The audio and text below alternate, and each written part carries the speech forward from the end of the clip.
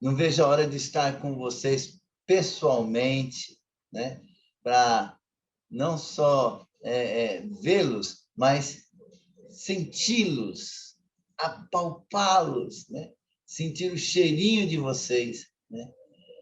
Muito bom, que a graça do Senhor seja com cada um, que em Cristo seja suprida cada uma de suas necessidades. Vocês estão me ouvindo bem, tranquilo? Muito bom. Amém. Como eu já falei em outras ocasiões, eu não sou um mestre da Bíblia. Eu sou um pai, um avô, que agora está sentado numa mesa do café da manhã, onde juntos nós podemos ter um pouco de conversa, um pouco de comunhão, né?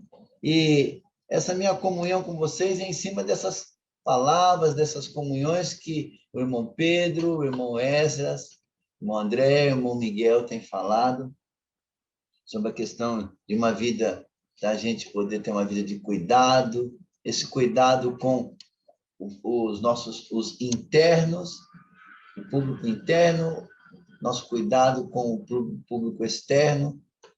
E não há como se falar de cuidado sem falar de oração. Então, o encargo de hoje de manhã é nós falarmos sobre uma vida de oração para dar frutos. Tudo na nossa vida, né, tem um motivo, tem uma situação, e o que nós fazemos vai gerar fruto. Qual de nós já não ouviu assim, puxa, eu estou tão gordo, ou eu estou tão gorda, o que eu fiz? Comeu. Comeu. Então, o que eu faço, ele vai gerar fruto, vai gerar coisas para o futuro, né? Então, primeiro ponto sobre uma vida de oração, que é tão importante. Essas palavras que eu estou passando para vocês, não é um cheque sem fundo. Eu estou na vida da igreja desde os meus 17 anos.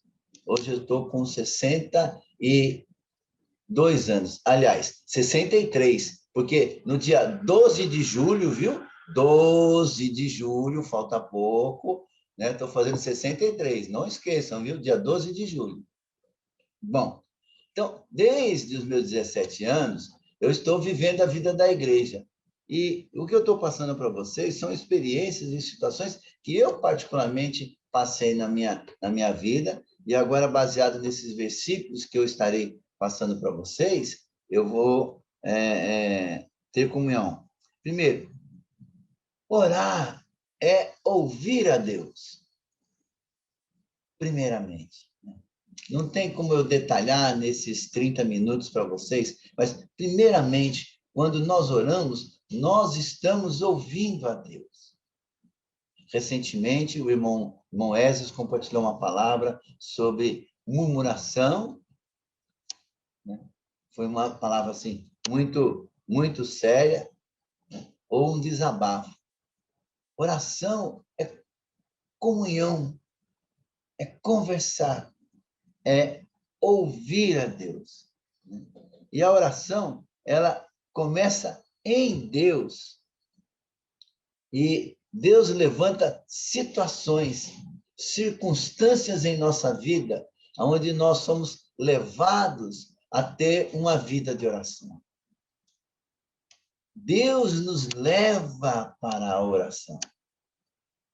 É Deus que nos leva para a oração. E eu quero citar alguma situação aqui para que vocês possam notar realmente essa situação maravilhosa que Deus nos leva para a oração. E a oração é, primeiro, um princípio também, né? Que a palavra de Deus, ela nos leva para a oração. As circunstâncias nos levam para a oração. Mas a palavra de Deus também nos leva para a oração. Primeiro, vamos ver sobre a questão de circunstâncias. Neemias, no capítulo 1, ele estava numa situação muito confortável, Mas no capítulo 1, versículo 4, diz assim: ouvi essas palavras, assentei-me e chorei e lamentei por alguns dias. Estive jejuando e orando perante o Deus dos céus. Neemias, ele ouviu que o povo de Israel estava em situação difícil, estavam desolados, né? Estava tudo acabado. E aquilo lá mexeu com o coração de Neemias. E ele se pôs a orar. Tem notícias que chegam aos nossos ouvidos. Deus permite que chegue até nós para que nós possamos orar. Deus vai fazer com que coisas cheguem aos seus ouvidos para você orar. Para que eu possa orar. Não é para que nós possamos conversar sobre o assunto, para que nós possamos ligar, mandar uma mensagem para o... Puxa, você viu aquela situação? Você viu aquele irmão? Você viu aquela irmã? Você viu aquilo, isso, aquilo outro? Não.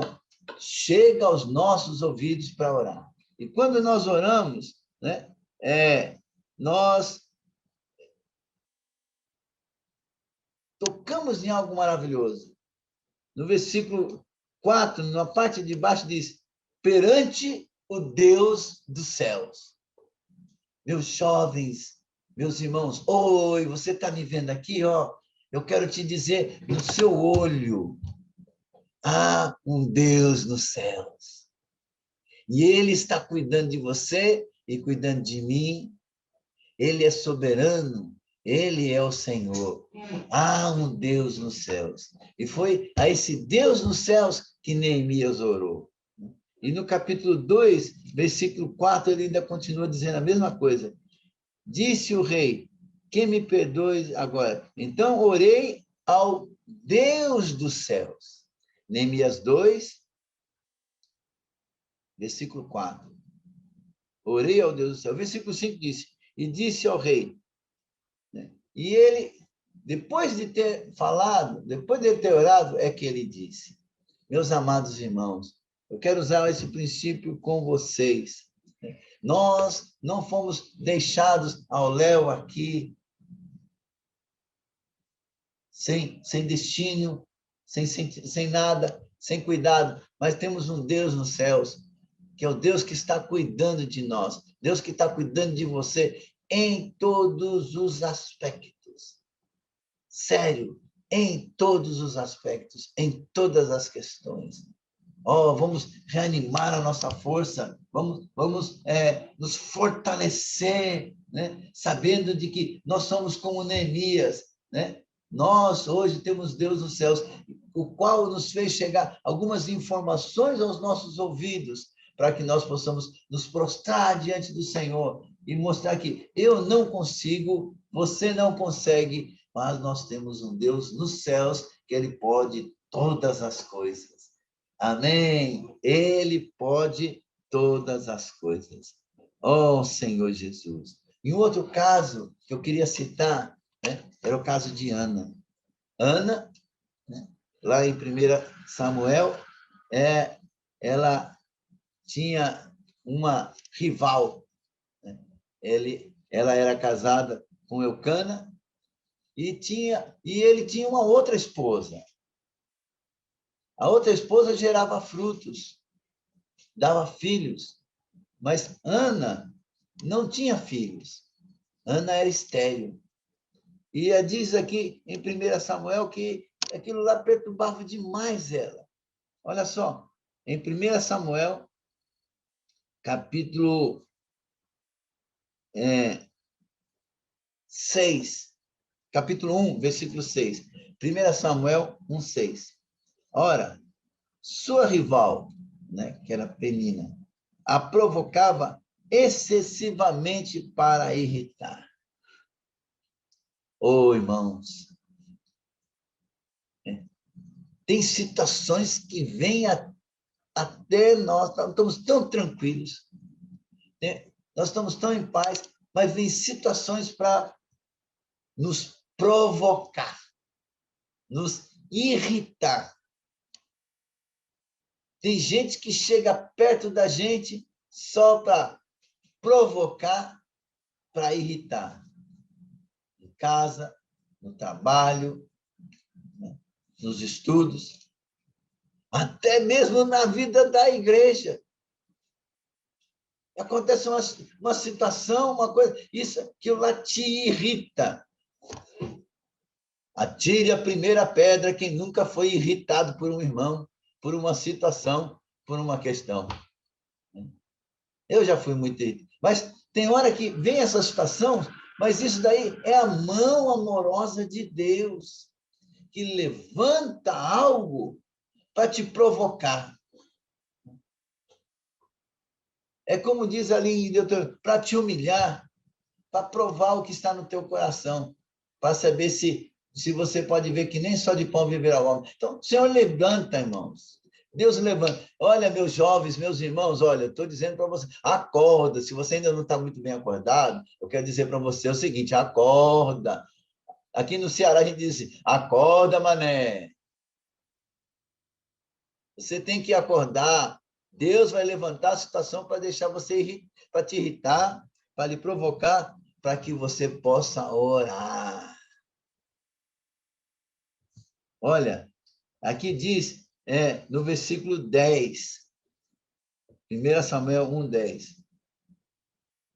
Levantou-se Ana e com amargura de alma orou ao Senhor e chorou abundantemente. Ela orou e ela chorou abundantemente. Aquela situação provocou Ana. E aquela provocação gerou uma oração. E aquela oração, assim como o caso de Neemias, a oração de Neemias, com aquela notícia, gerou que os muros foram restaurados da cidade de Jerusalém. Na oração de Ana, a provocação que Ana recebeu gerou aquele sentimento de orar em Ana, né? E aquilo lá gerou Samuel, né? O Senhor ouviu a oração dela e ali ela pôde ter um filho chamado Samuel. E Samuel foi o que introduziu o rei Davi. A oração é para gerar fruto. Não é orar por orar. A sua oração faz que os muros de Jerusalém sejam restaurados. A sua oração faz com que aquele estéril gere filhos. E aqueles filhos que serão gerados da vida de oração, eles vão gerar o rei Davi, vão gerar o reino. A sua oração e a minha oração é oração que gera frutos. Oh, Senhor Jesus. Aleluia pela provocação que você e eu recebemos.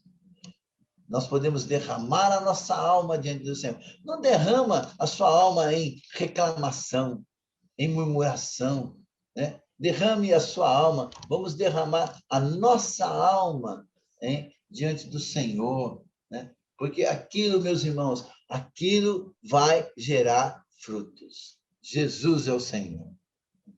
Eu ainda tenho alguns minutos? Certo. Tem sim. Amém. O outro caso, né, que eu queria trazer para vocês é o caso de Daniel. Daniel, um jovem cativo,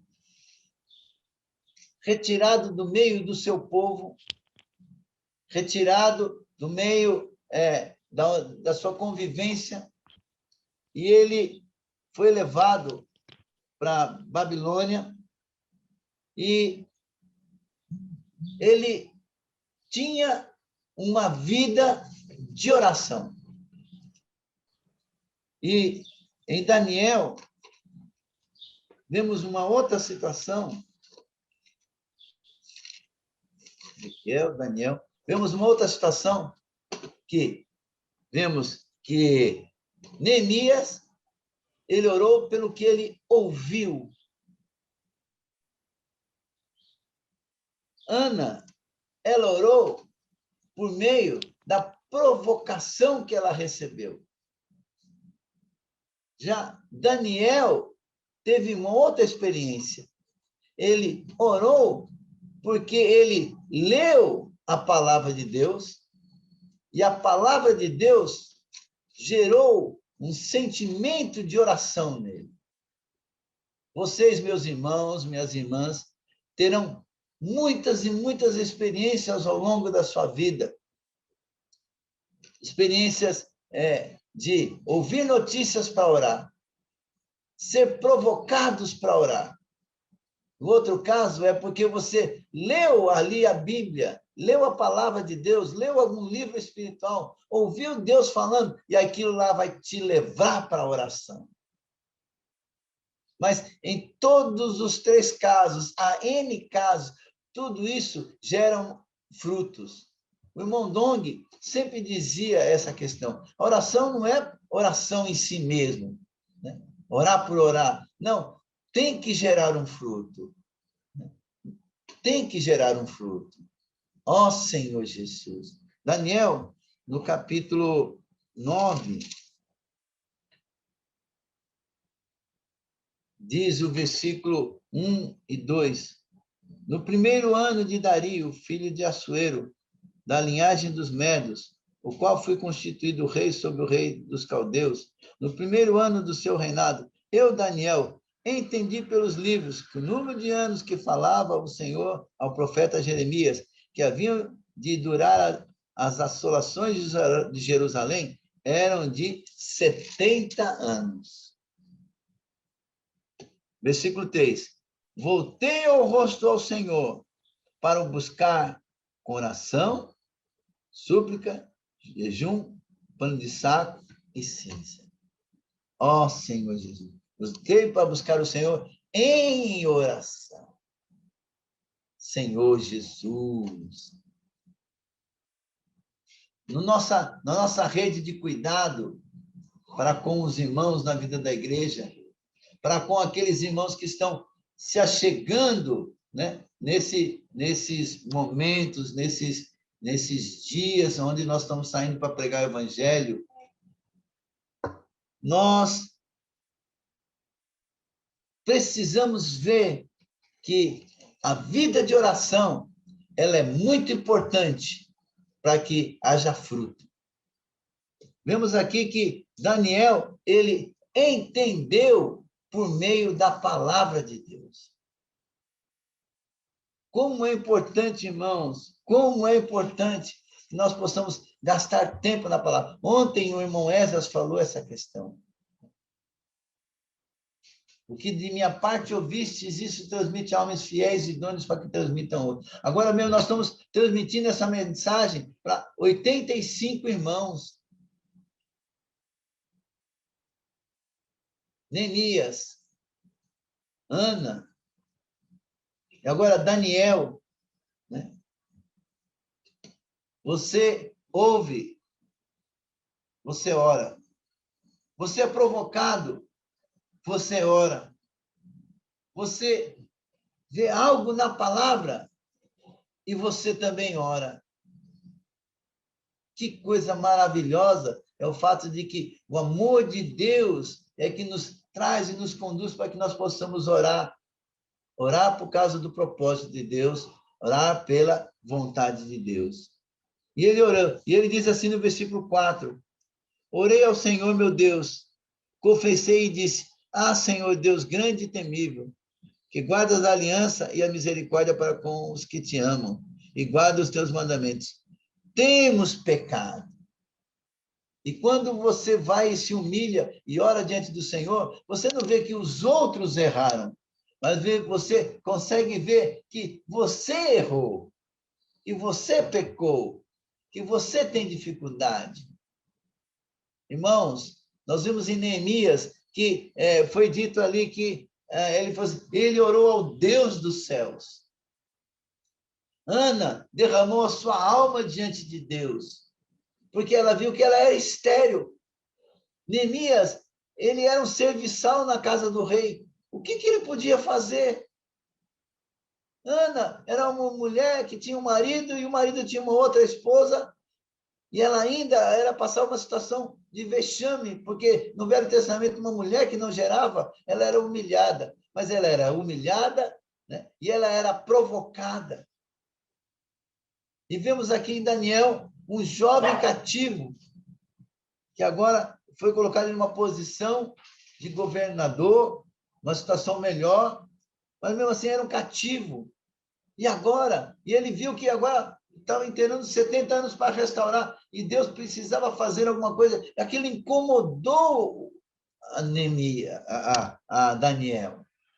Irmãos, feliz, olha, feliz é o homem, a mulher que é incomodada por Deus.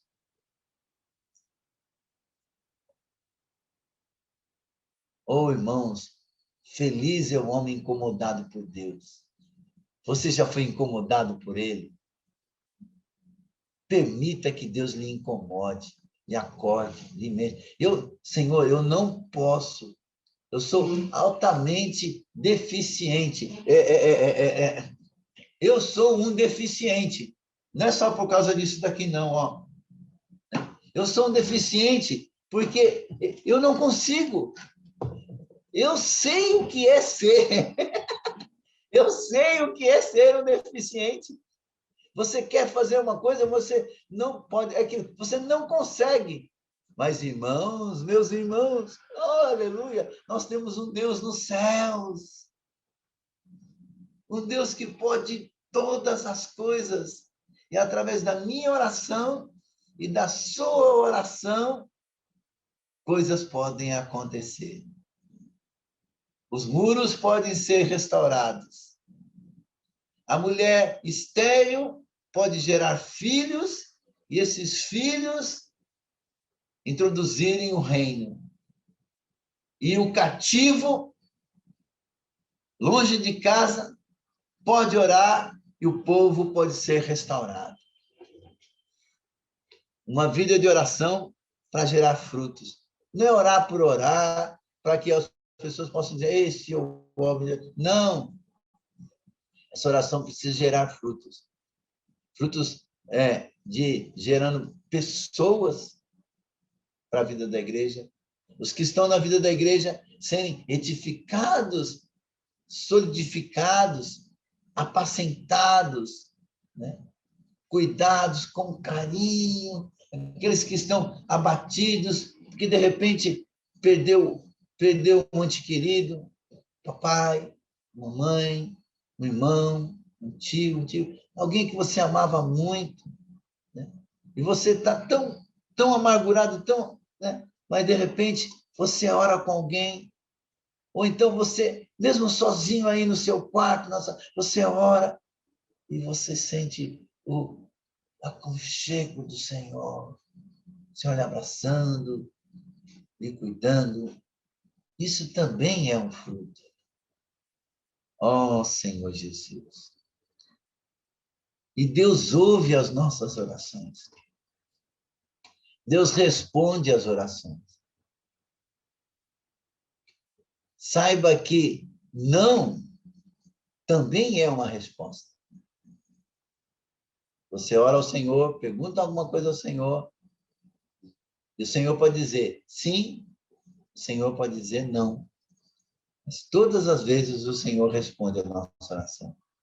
Por isso aqui, em Daniel ainda, no capítulo 10, ele diz que, no versículo 2, naqueles dias, eu, Daniel, planteei durante 3 semanas, 21 dias. Ele orou ao Senhor. Ele orou por causa dessa situação que ele ouviu do povo de Israel.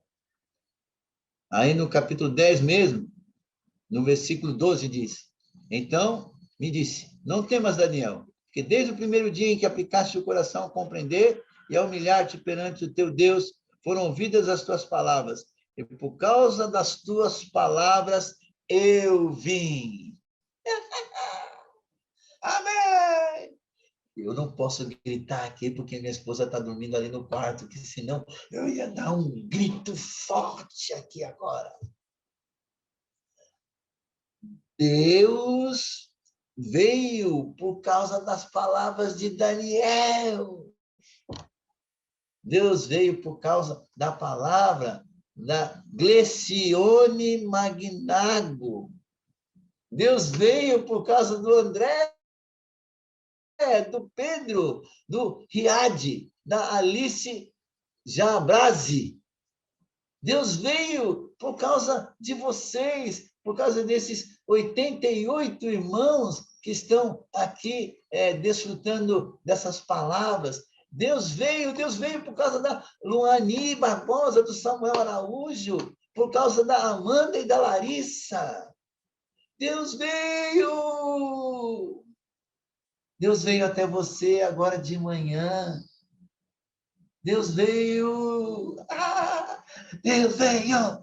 Deus veio! Deus veio! Deus veio! Shhh.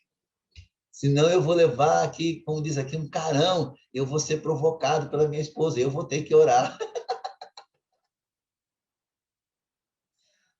Eu estou tão feliz, porque Deus é que Ele ouve.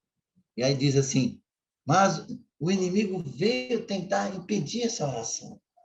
Mas graças a Deus, Deus veio. E para terminar esse meu último ponto da minha comunhão com vocês, né? Queria colocar dentro do coração de vocês, dentro do meu coração, do nosso coração. Desde 9 meses de idade, quando eu tive a minha poliomielite, eu fiquei paraplégico. E papai e mamãe sempre contavam a história da Bíblia para mim. E passei por várias situações muito difíceis, né? Mais de 17 cirurgias para correção por causa do problema da poliomielite. Mas em tudo isso, eu digo para vocês, se eu pudesse escolher, né, em ser uma pessoa que não tivesse pólio e uma pessoa que tivesse pólio, o que você acha que eu ia escolher? Eu ia escolher ter pólio, sabe por quê? Essa pólio tem me feito Deus ter uma comunhão tão íntima com Ele. As pernas que me faltam têm me feito ir a lugares inimagináveis. Tenho subido montanhas espirituais inimagináveis, né? Subido em lugares e desfrutado da presença do Senhor em lugares tão profundos, inimagináveis. Oh, Senhor Jesus, que maravilha que é ter a presença do Senhor. E isso por meio de uma vida de oração, né? Orar.